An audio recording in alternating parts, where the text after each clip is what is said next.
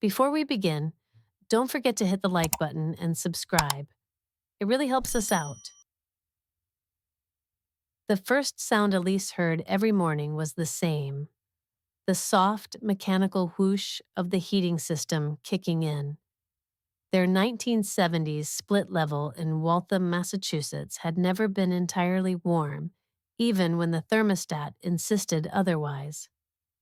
The heat traveled up through the vents with a kind of reluctant sigh, brushing across the floors like a ghost too tired to haunt. She stirred in bed not because she wanted to, but because the house would not move without her. The pillow next to her was empty, as usual. Downstairs, the smell of burned toast filtered up. That meant Jamie had tried to feed himself again. He was 13, tall for his age, and forever forgetting he left the bread in too long. Elise rubbed her eyes, threw on the navy blue cardigan she kept by the bed, and padded downstairs in mismatched socks. "Don't tell me it caught fire this time," she said, stepping into the kitchen. Jamie didn't look up.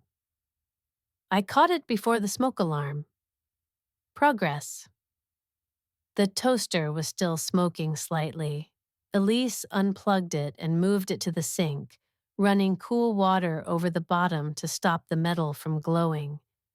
The counter was dotted with crumbs, and a glob of jam had somehow made it to the cabinet handle. She wiped it down with practiced grace. "You could have waited." "You were sleeping. You could have still waited." His eyes darted up to hers, same gray-green color as his father. Elise looked away and rinsed the rag, biting back the usual phrase. "Your father used to do that, too." But Elise didn't say his name in this house anymore. Not allowed. "Eat something real," she said instead. "Not just toast." Jamie shrugged. "You have work. I'm not 5. True, but he wasn't not 5 either. She poured coffee into the chipped mug she kept meaning to replace. The handle had been glued back twice. It held. Outside, the February morning was pale and slow.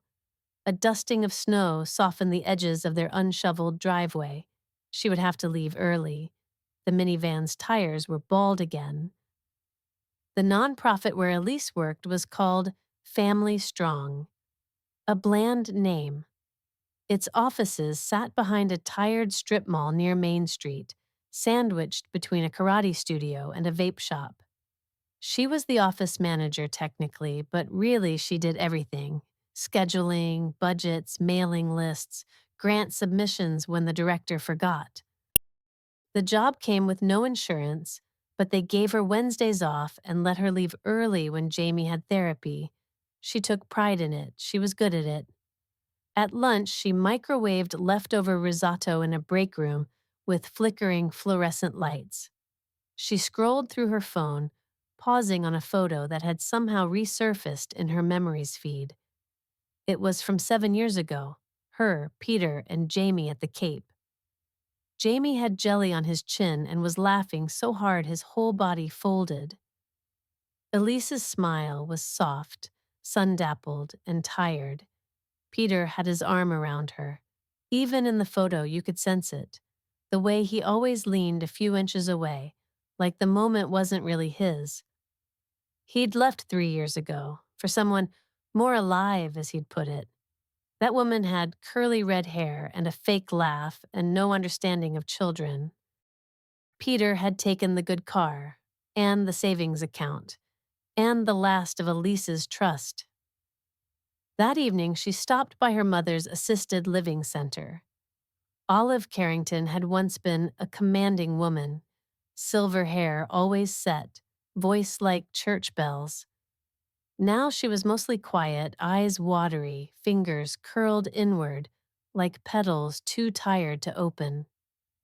Elise sat beside her and rubbed her mother's hands. "They moved me again," Olive said without looking.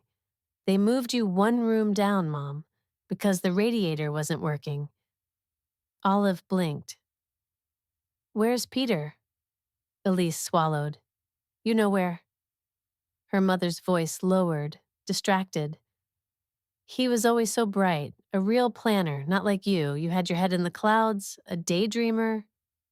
Elise had stopped arguing. What was the point? Even with the confusion, her mother always remembered one thing. Peter had left, but never why, and never that Elise had been the one left to pick up the pieces. As she walked out, Elise noticed the nurse's bulletin board. A new flyer was pinned up. New sliding scale cancer screening clinic, March 12th, no insurance required.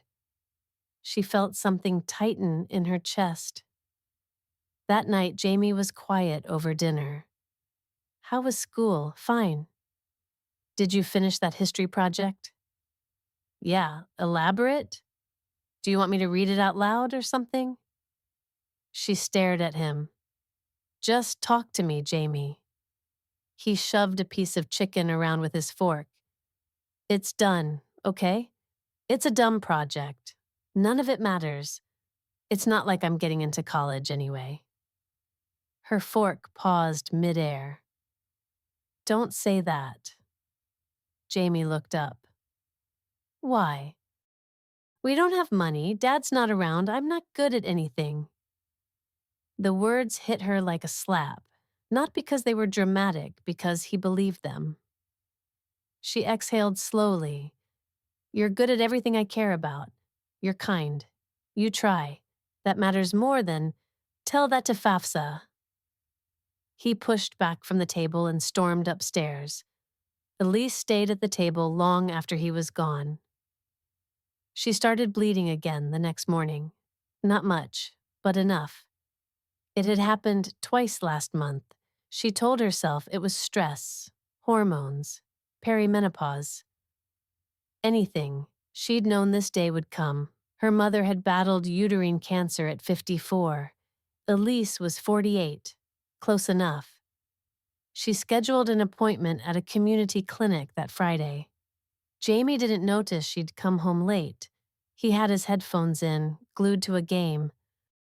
Elise sat on the edge of the bathtub that night, the door locked, staring at the strip of paper the nurse had handed her after the ultrasound. Follow-up required. Suspicious tissue mass. She pressed her hand against her belly. She did not cry. Not yet. Peter called on Sunday. It was Jamie's birthday the following week. I want to do something for him, Peter said, voice brisk. Take him out, maybe. You haven't seen him in 5 months. Well, that's not entirely fair. I send the checks. You Venmo me $50 and call it child support. I'm doing my best, Elise. She could almost see him, cradling an IPA in some co-working space in Cambridge, pretending to be more tired than he was. I'm not the enemy, he added. No, she said softly. You're just not the solution. Peter exhaled like a man deeply wounded. You always were dramatic. The first letter came on Tuesday, from the clinic, $742. She laughed aloud when she saw the number, not because it was funny, but because it was so absurd. She had $126 in checking. Jamie's therapy copay was due. The brakes needed fixing. The fridge was making that sound again. She didn't open the rest of the envelope. Thursday, she took the early shift at the diner. It wasn't her regular job. But Sandra, the manager, was short on staff and asked if she wanted to pick up a few breakfast shifts under the table. She hadn't waitressed in over a decade. She put on the apron, tied her hair up, smiled until her jaw ached. Coffee, hun? She asked a man in a fleece vest who didn't look up from his phone. The tips were meager. Her feet hurt. Her hands were dry and raw from cheap soap. But at the end of the day, she walked out with $67 in cash. She held it like it was treasure. Friday, she came home to find Jamie on the porch. He wasn't wearing a jacket, just a hoodie. His face was pale. Elise, he said. He only used her name when something was wrong. What is it? I got into that after-school mentorship program, the one at MIT, they called. She blinked. That's incredible. He didn't smile. But it's $500 for the term, for materials and transportation. They gave me a week to confirm. She stared at him. I know it's a lot, he said quickly. I can try to get a job or something. No. Her voice cracked.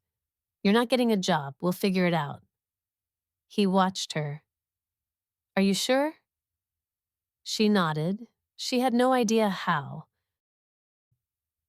That night, she searched online for freelance data entry and remote side jobs and how to sell plasma in Massachusetts.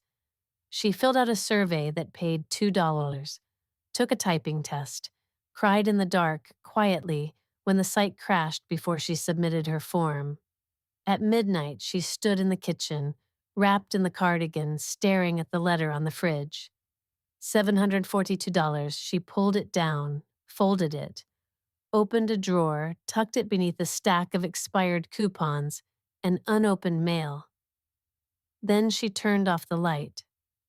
Elise woke with a headache and a calendar full of math. She'd started keeping track on the wall beside the fridge. A simple chart.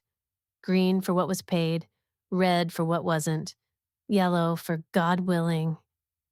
She stared at it as she sipped coffee that tasted faintly of dish soap. 3 red X's stared back: Jamie's MIT program fee, her clinic bill, and the car. She traced a finger over the square marked March 12th, the free screening clinic. She hadn't canceled her other follow-up.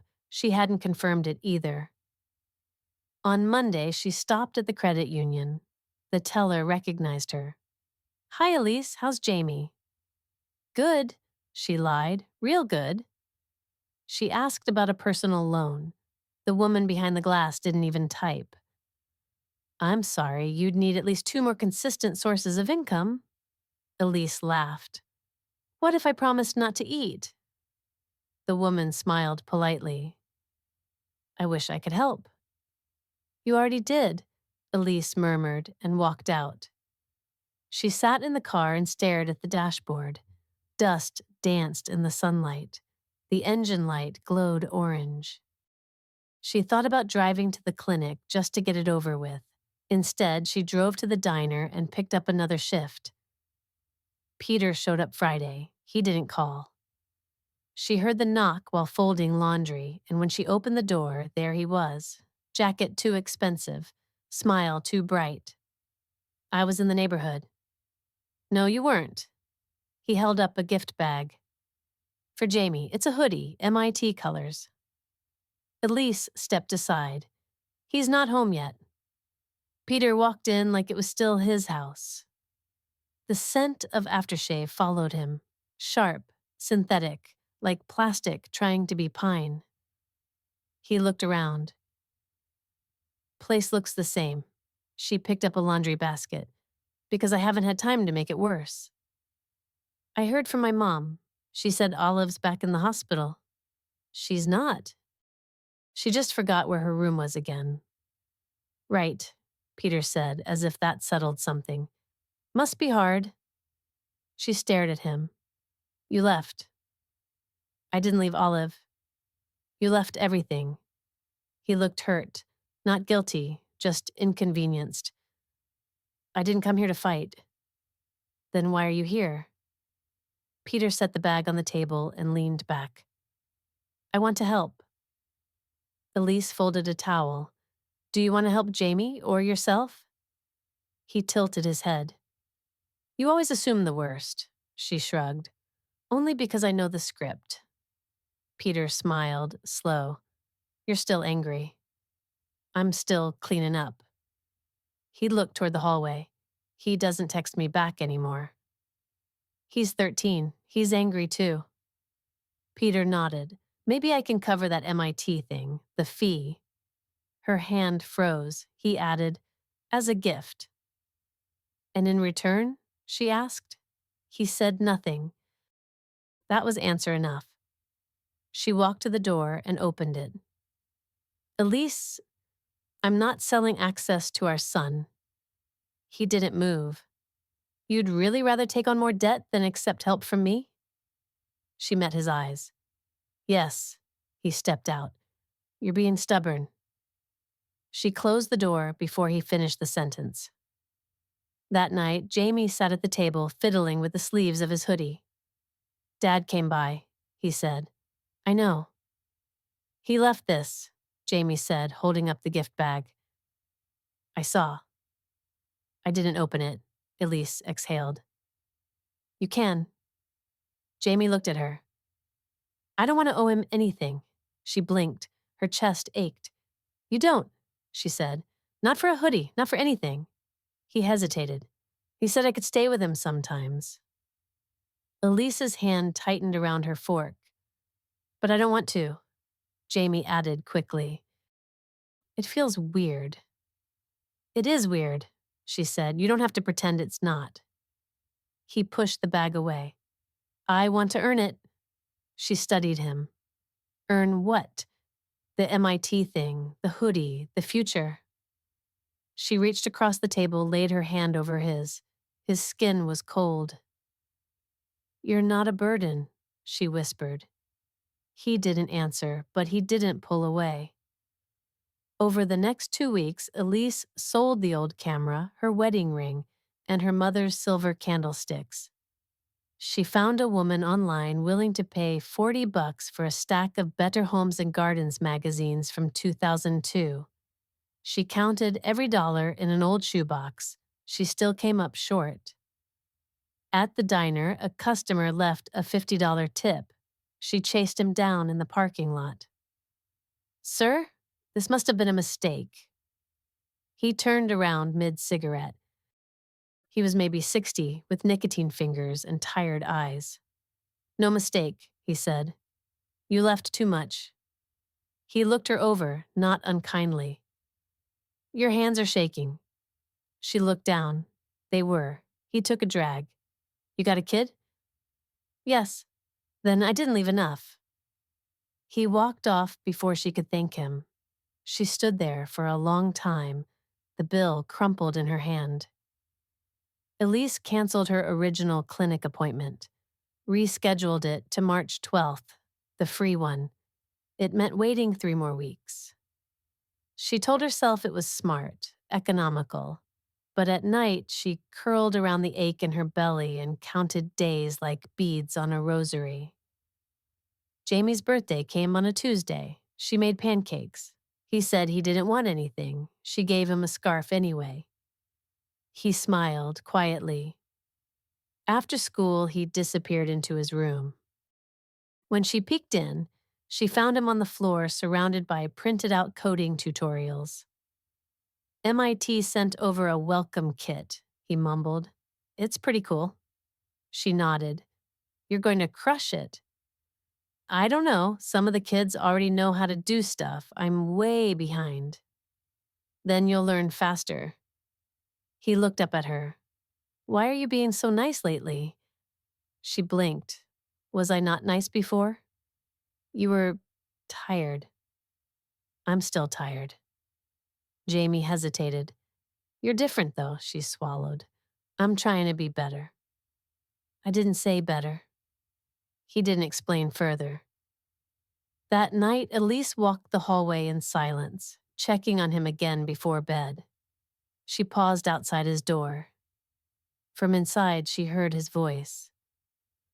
No, Dad, I don't need it. I said no. Stop texting. A beat of silence. Then, you didn't need me for 3 years. So don't act like this is about love now. Elise pressed her hand to the wall.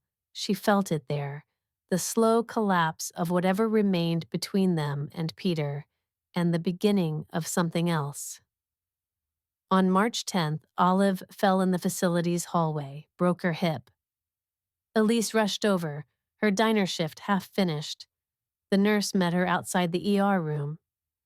She's stable, but confused, more than usual. Inside, Olive lay curled under a too-thin blanket. When she saw Elise, her eyes fluttered open. Did Peter come? Elise sat. No, just me.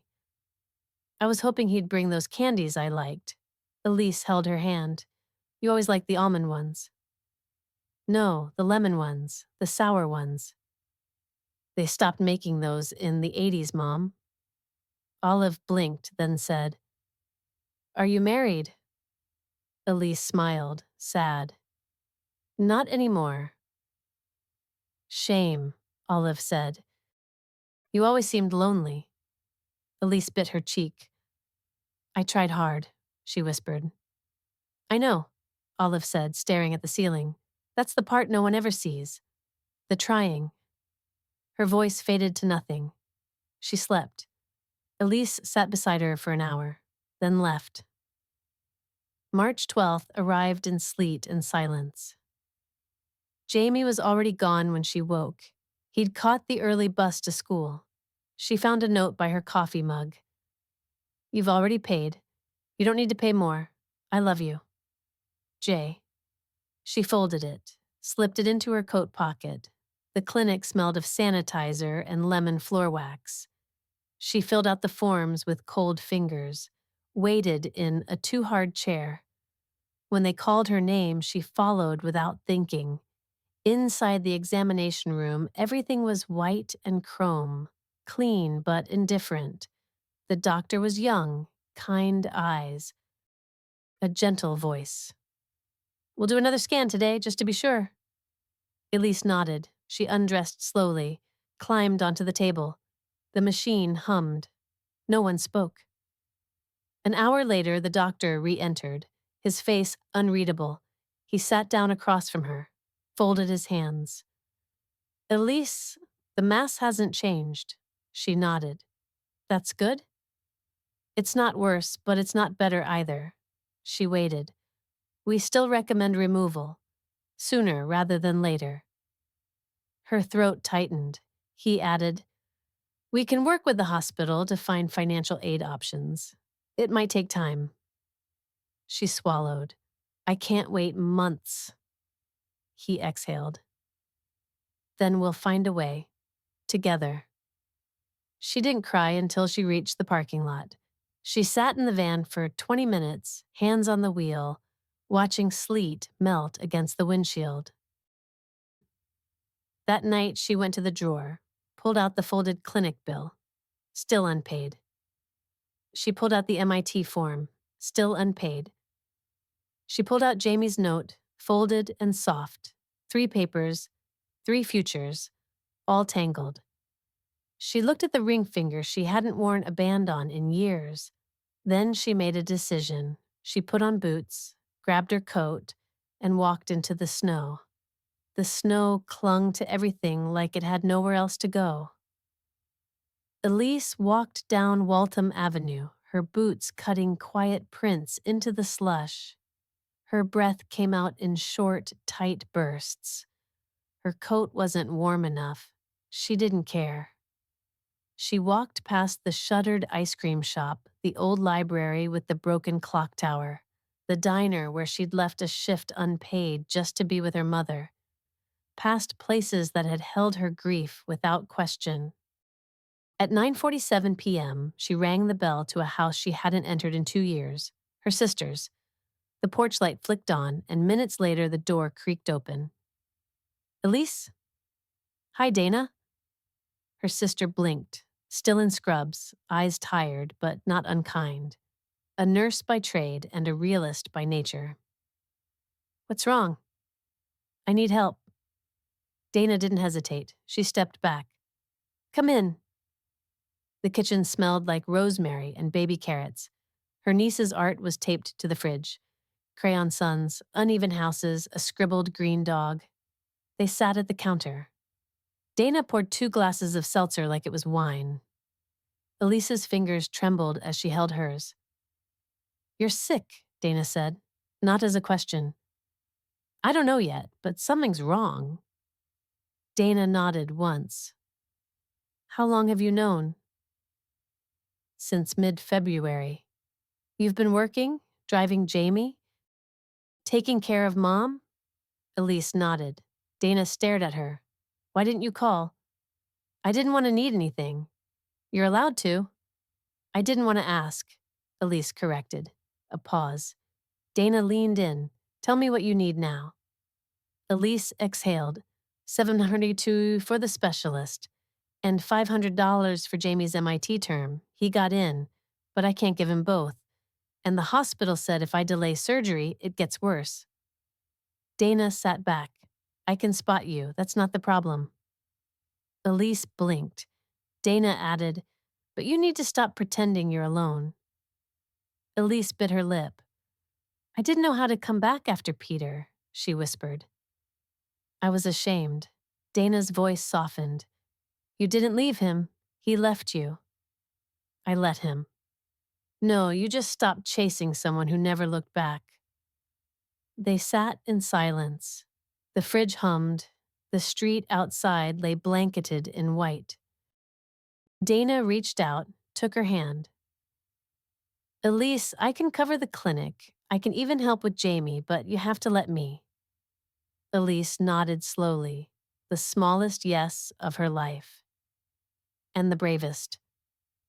2 days later, Elise submitted the payment. Then she emailed Jamie's program coordinator. The subject line, confirmed enrollment. Jamie didn't say anything at first when she told him, just looked at her like he was trying to decide whether this was a test. Then he stood up and hugged her, longer than he had in years. Her surgery was scheduled for April 3rd. The doctor called it minimally invasive, but the recovery would be weeks. At the diner, she gave Sandra notice. I'll be back, Elise said. Just need to take care of something first. Sandra didn't ask. Just pressed a 50 into her hand and said, You come back stronger, okay? Elise cried in the walk-in freezer so no one would see. That Sunday, she took Jamie to the campus early. MIT was still wet with spring. Students wandered past in hoodies and worn sneakers, their voices bright with purpose. Jamie stood awkwardly at the check-in table. A boy with dark curls and a NASA backpack asked if he wanted to find a seat together. Jamie hesitated, then nodded. Elise stood behind the rope and watched him disappear into the crowd. A woman beside her leaned in. First term? Yeah, mine too. He's so nervous. They all are, Elise said, smiling. She didn't mention the 57 hours she'd worked in a single week to make this day happen, or the scar that would soon stretch beneath her ribs, or the way her whole life had come to rest on this one unremarkable morning where no one noticed her at all. And that was how it should be. That night, she sat on the porch and let the air touch her skin. Jamie came out with 2 mugs of tea. He handed her one. I'm glad you pushed me, he said. You pushed yourself. I almost quit. I would have let you, she admitted, but I would have regretted it every day. Jamie sipped. Dad called again. Elise looked at him. I didn't answer. You can, if you want. Jamie shook his head. I used to think he left because we weren't enough, but I think he left because he never was. Elise closed her eyes. That's a lot of truth for a Sunday. Jamie half laughed. I've been practicing. She reached out and brushed his hair back from his forehead. You don't have to carry my pain. Jamie's voice was quiet. You carried mine. Elise set down her mug and pulled him into a hug. For once, he let her. April 3rd came with gray skies and wind. In the hospital room, Elise lay under thin sheets, IV in her arm, heart racing. A nurse named Brandon offered a warm blanket and said, You're going to be just fine. She believed him. Jamie waited outside. Dana was there too. A nurse always makes the best family advocate. As they wheeled Elise away, she turned her head. Jamie waved. His eyes were red. She gave him a thumbs up and disappeared behind the doors. The surgery was a success. The mass was removed. Benign. The word she hadn't dared hope for. The doctor smiled when he told her. Elise cried into the scratchy pillowcase. I thought I was going to die, she whispered. You didn't. She gripped his hand. Thank you. He smiled. Now go live like you mean it. Recovery was slow. She slept in a recliner for a week, surrounded by books she didn't finish, and thank you cards she didn't send. Jamie made grilled cheese without burning it. Dana stopped by every day. Once, she brought lemon candies. You remembered, Elise said. You were my sister before you were anything else. 3 weeks later, Elise stood in the garden behind her mother's facility. Olive was in a wheelchair now, soft cap on her head, blankets over her knees. Elise sat beside her. I had surgery, she said. Olive blinked. Did it hurt? Yes. I had surgery once. I know. A pause. I don't remember who I was, Olive said. You were fierce. I was scared. You never showed it. I didn't know how. Elise held her hand. Me neither. They watched a bird land on the feeder, then Olive said, You're a good mother. Elise swallowed hard. Thank you. I didn't always say that to you. No, but I thought it. Elise nodded. I know now. One afternoon, Jamie came home holding a printout. Look, she took it. It was an email. Invitation to summer research lab. He grinned. It's part of the program. They pick 5 students. I got in. Elise covered her mouth. I mean, you'll have to drive me into Cambridge 3 times a week. I'll drive you every day if I have to. Jamie beamed. Then he hesitated. There's something else. What? I told them about you. Her brow furrowed. I said you were the reason I even tried. That you made me believe I wasn't broken. Elise blinked quickly. They want you to come speak at the orientation about resilience. They said they want kids to see what it looks like. Her throat closed. You said no, right? Jamie smiled. I said yes. The auditorium was small, clean, bright wood chairs, light from tall windows. Elise stood at the podium, fingers white on the edge. She wasn't polished, or prepared, or particularly eloquent. But when she looked up and saw Jamie in the second row, eyes wide, shoulders straight, something inside her unlatched. I used to think resilience meant surviving, she said. But I think now it means choosing to keep loving, even when it's hard, even when no one claps. She looked at him again. Especially then. Someone in the back sniffled. She stepped down to silence. Then applause. Jamie clapped first, and longest. Spring melted into summer slowly, as if Massachusetts itself needed convincing.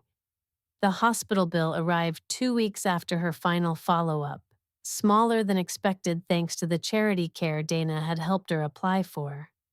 Elise paid it in 3 clicks, staring at the confirmation screen until it timed out.